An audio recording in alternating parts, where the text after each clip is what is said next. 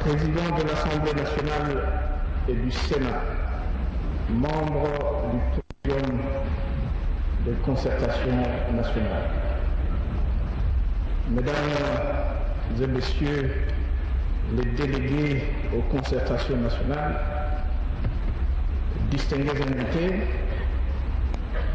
chers compatriotes, il est dans l'histoire des États et des peuples de moments singuliers qui, par-delà tout clivage, testent la solidité du vouloir vivre collectif, interpellent les consciences et exigent la mobilisation des énergies et des intelligences.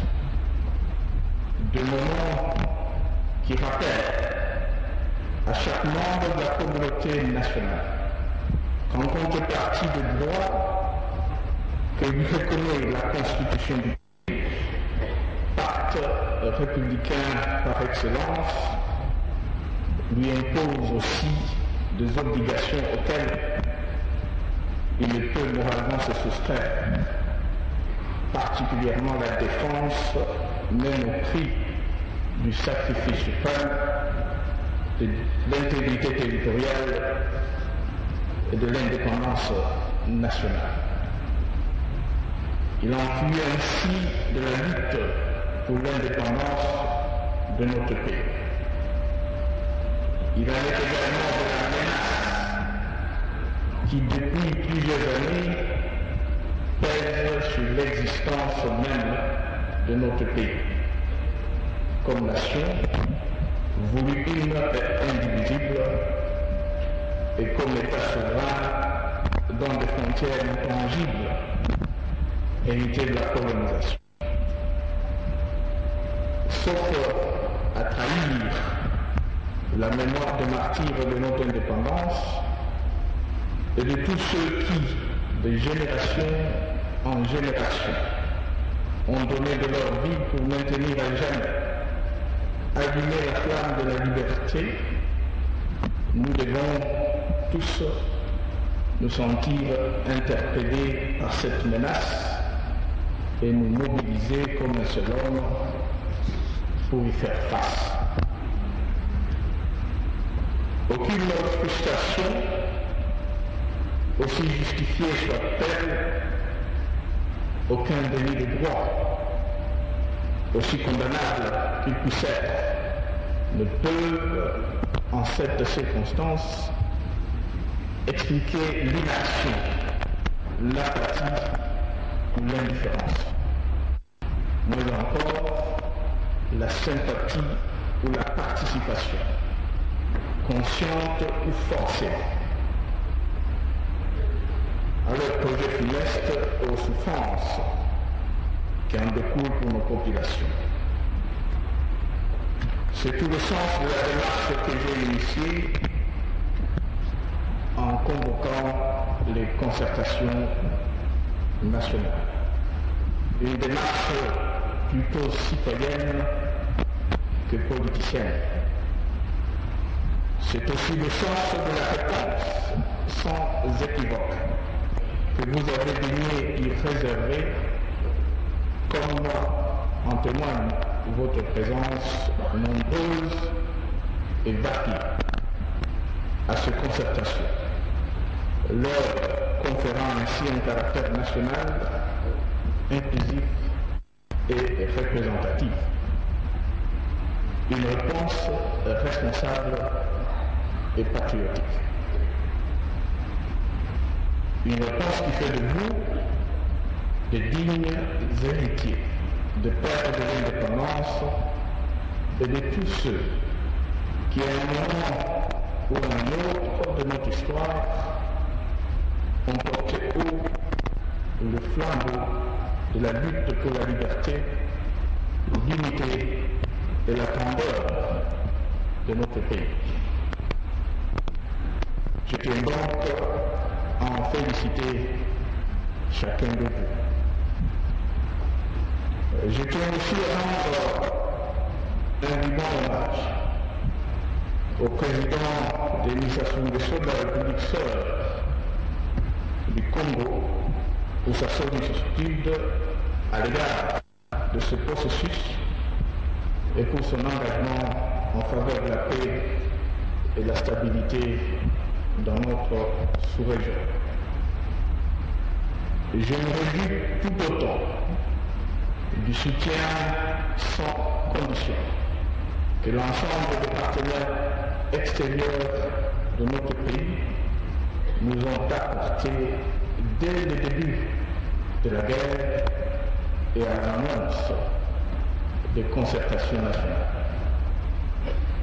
Je pense ici de manière particulière à la SADC, à la CIRGL et à l'Union africaine qui jouent un rôle essentiel dans le maintien de la paix régionale. Et je pense aussi à M. Ban Ki-moon, secrétaire général des Nations Unies, à Mme Robinson, son envoyé spécial pour la région de Grand Lac, et à M. Martin Kobler, son représentant spécial en République démocratique du Congo. Et à travers eux, aux membres du Conseil de sécurité et aux instances de l'Union européenne pour leur contribution à la recherche d'une paix durable dans notre région. Honorables membres du Président, Mesdames et Messieurs les délégués, compte tenu de la dégradation de la situation sécuritaire et humanitaire dans la province du Nord Kivu, le chef d'État et le gouvernement de la région du Grand Lac vient de se réunir à Kampala. À cette occasion, une injonction a été donnée aux forces négatives d'arrêter toutes leurs activités militaires et de guerre, ainsi que leurs menaces de déstabilisation de la République démocratique du Congo. Aucun effort ne sera ménagé pour que les réunions de Kampala aboutissent à la restauration de la paix et de l'autorité d'État sur toute l'étendue du territoire national. Faute de quoi, nos forces armées assumeront ce devoir.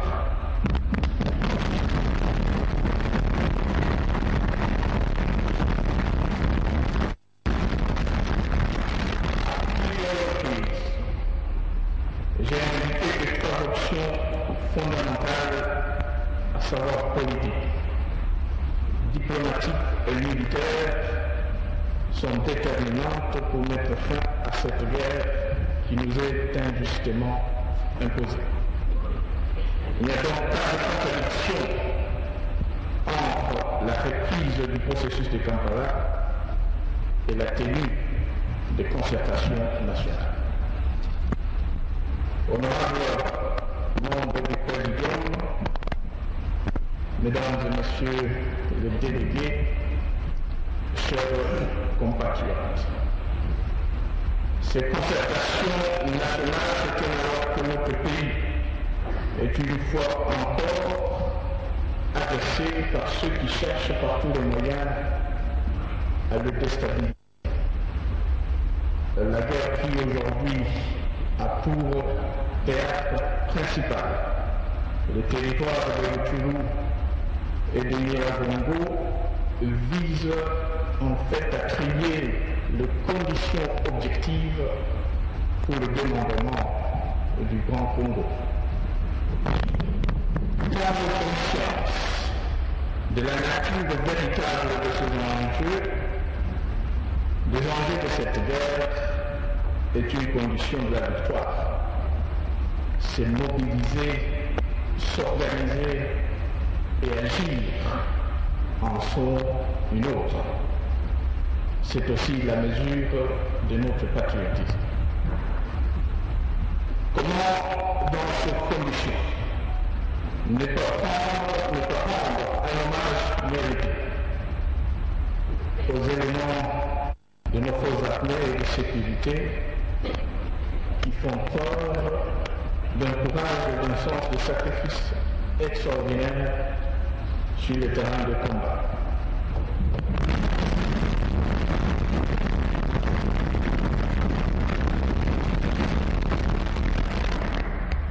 Comment non plus ne pas saluer les contingents de l'Afrique du Sud et de la Tanzanie qui ont été récemment déployés dans le cadre de la brigade d'intervention de la MONUSCO.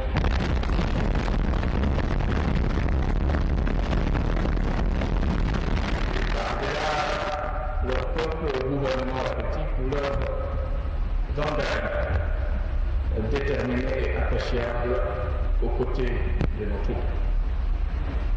Je voudrais également réitérer mes remerciements à tous les États qui, depuis plusieurs années, ont disponibilisé leurs troupes pour le maintien de la paix en République démocratique du Congo.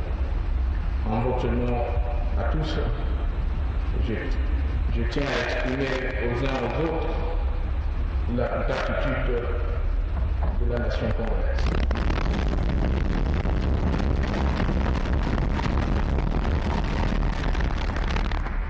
Et je tiens tout aussi à exprimer notre compassion et notre solidarité aux populations fortement meurtries et lourdement éprouvées du Nord Kivu, du Sud Kivu et de l'Ituri.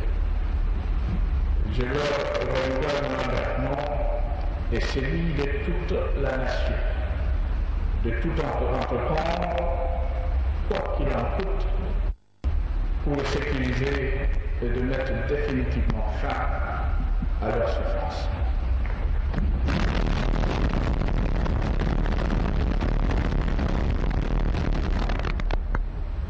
Mesdames et messieurs, en souvenir de tous nos soldats, ainsi que de ceux de la MONUSCO tombés sur le champ d'honneur et de victimes innocentes de la haine aveugle des ennemis de notre peuple, je vous invite à garder quelques instants de silence.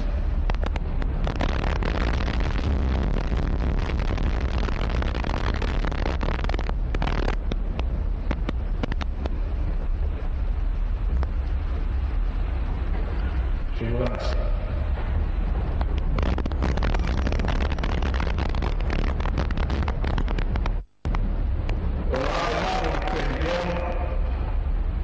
Mesdames et messieurs les délégués, chers compatriotes, c'est conscient de la gravité de la situation sécuritaire dans la province du Nord Kivu et de la menace existentielle qui en découle pour l'ensemble de la nation, mais aussi fort de nos prérogatives de chef de l'État, garant du bon fonctionnement des institutions, que j'ai décidé d'organiser de présentes concertations.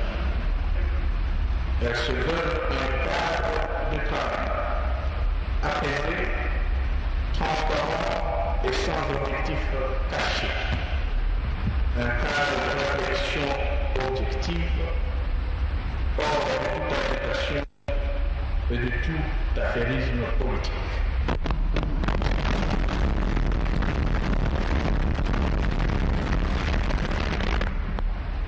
Une manifestation éloquente de notre capacité à discuter et à décider en toute liberté, sans ingérence extérieure et dans le respect de la Constitution, des lois et des institutions de la République. En effet, c'est depuis novembre 2012 que j'ai reçu tout à coup le groupe parlementaire de la majorité de l'opposition au sein du Parlement. Les partis politiques, aussi bien de la majorité que de l'opposition, ainsi que la société civile dans sa diversité. J'ai par la suite constitué le groupe consultatif national et promis de mettre en place un cadre d'échange approprié pour promouvoir la cohésion nationale. Honorable membre du président, l'objectif poursuivi par le président Assise est de dégager les voies et moyens susceptibles de rétablir et de consolider la cohésion interne en vue d'assurer la victoire sur toutes les forces d'agression, de renforcer l'autorité de l'État sur l'ensemble du territoire national et de mettre fin au cycle infernal de violences à répétition, principalement dans le nord et le sud Kivu, ainsi que dans l'Ituri, de conjuguer toute velléité de s'associer aux tentatives exogènes de déstabilisation du pays et de planifier ensemble son développement socio-économique dans la paix et la concorde. Je souhaite de tout cœur que ces concertations nationales soient d'abord et avant tout perçues et vécues comme une rencontre citoyenne entre fils et filles d'un même pays, partageant un destin commun et déterminés à en tirer le meilleur profit collectif, non seulement pour eux-mêmes, mais également pour les générations futures.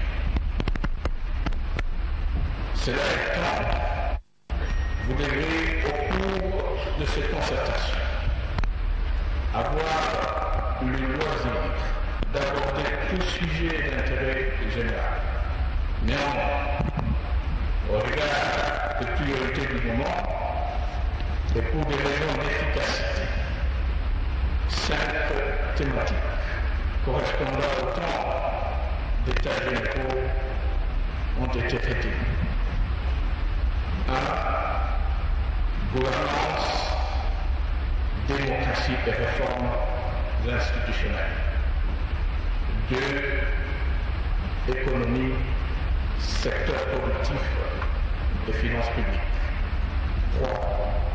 Désarmement, démobilisation, réintégration sociale et ou rapatriement de groupes armés. 4. Conflit communautaire, paix et réconciliation nationale. Et 5. Décentralisation et renforcement de l'autorité de l'État. Sur chacun de ces sujets, suffisamment ouvert pour permettre de tout aborder, il s'agira de réfléchir, d'échanger et de débattre en toute liberté et sans contrainte. En conséquence, il est reconnu aux délégués aux concertations nationales l'immunité de parole sous réserve, bien entendu, du respect des lois, de l'ordre public et de bonnes mœurs, principes consacrés par notre Constitution. Et j'en appelle donc à ceux qui hésitent encore à venir participer à ces forums pour y apporter leur contribution.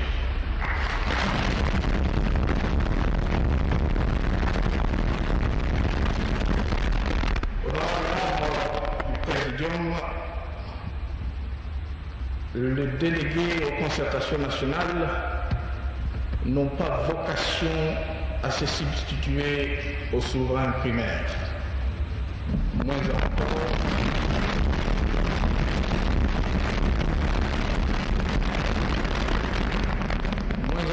à remettre en cause les décisions qui relèvent du pouvoir exclusif de ce dernier. Leur marge de manœuvre demeure cependant importante.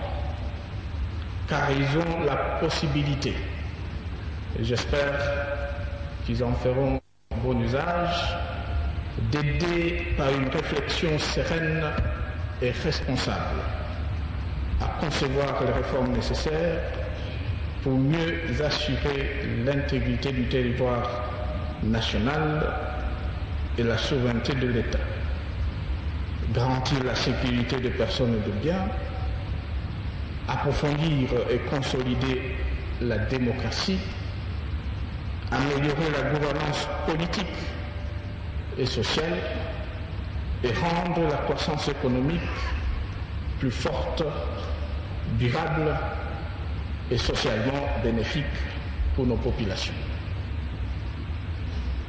Honorables membres du Présidium, Mesdames et Messieurs les délégués, la situation politique, économique, sociale, culturelle et sécuritaire de notre pays a déjà fait l'objet de plusieurs réflexions, analyses, études et rapports, souvent de haute facture. Ce fut le cas notamment lors de la conférence nationale souveraine, des concertations du Palais du Peuple et du dialogue intercongolais. C'est à cet exercice que députés et sénateurs consacrent l'essentiel de leur délibération. Des présentes assises, le peuple attend plutôt un consensus sur les pistes réalistes de solutions aux problèmes majeurs auxquels sont confrontés le pays et la nation, de manière à permettre la cohésion nationale et la consolidation de la paix, gage d'un développement harmonieux et durable. C'est là la meilleure façon de préparer et de bâtir l'avenir de notre pays. Je crois en vos capacités pour ce faire, de la même manière que j'ai toujours eu foi en notre pays et en notre peuple. Comme le disent les Saintes Écritures, et je cite, « Le Très-Haut ne tente jamais personne au-delà de ses capacités. » Fin de citation.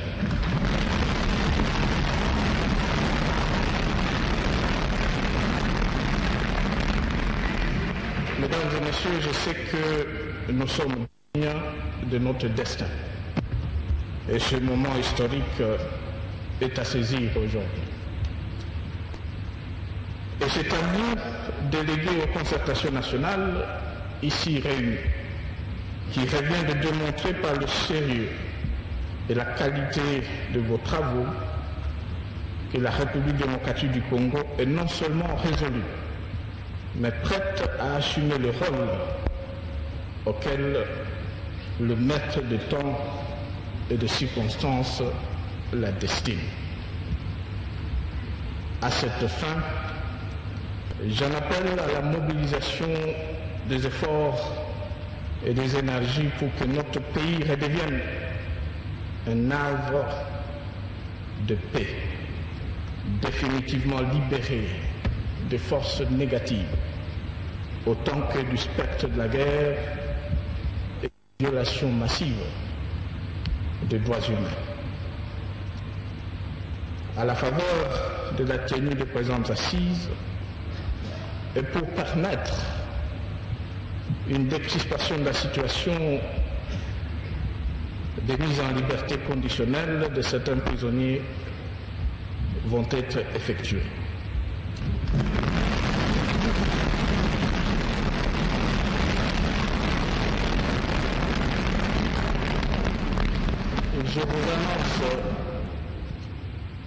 Je vous annonce par ailleurs qu'une grâce présidentielle est à l'étude en attendant le vote par le Parlement d'une loi d'amnistie.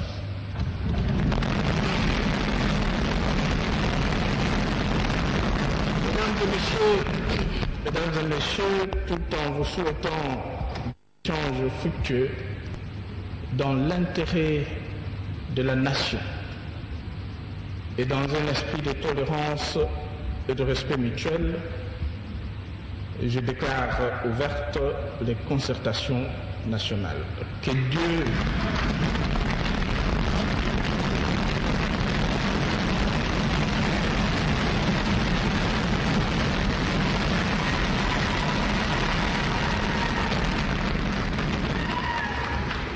bénisse la République démocratique du Congo, notre pays.